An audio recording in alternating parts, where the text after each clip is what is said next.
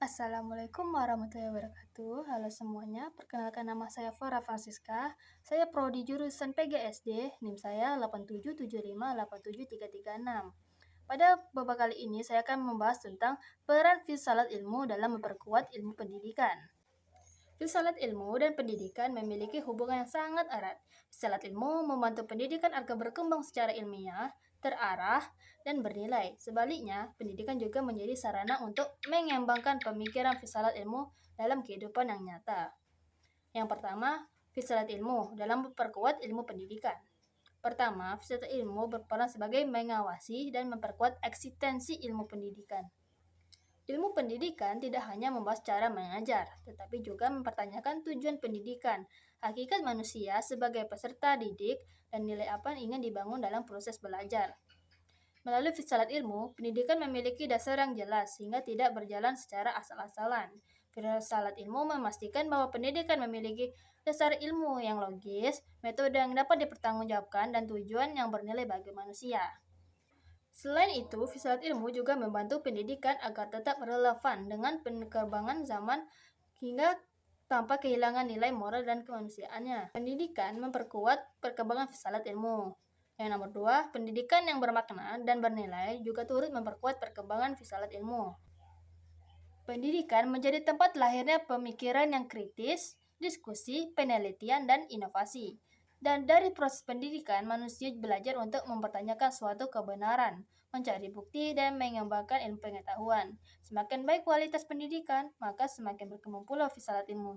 Hal ini karena pendidikan mendorong manusia untuk berpikir rasional, reflektif, dan terbuka terhadap perubahan.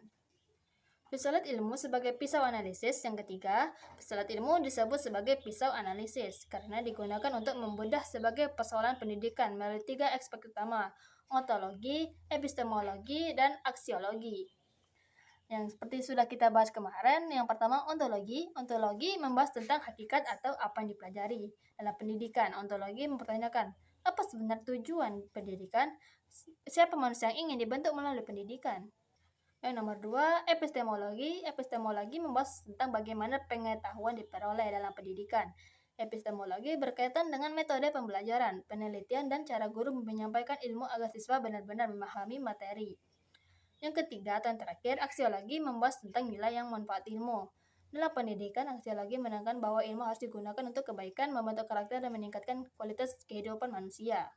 Melalui ketiga pendekatan tersebut, filsafat ilmu membantu pendidikan menjadi lebih kritis, sistematis, dan bermakna. Yang keempat, contoh penerapan filsafat ilmu dalam pendidikan. Contoh konkret penerapan filsafat ilmu dapat dilihat dari kurikulum dan proses pembelajaran. Misalnya, pada kurikulum Merdeka, siswa didorong untuk berpikir kritis, kreatif, dan aktif dalam belajar. Hal ini menunjukkan penerapan epistemologi karena proses belajar tidak hanya menghafal, tapi juga memahami dan menemukan pengetahuan.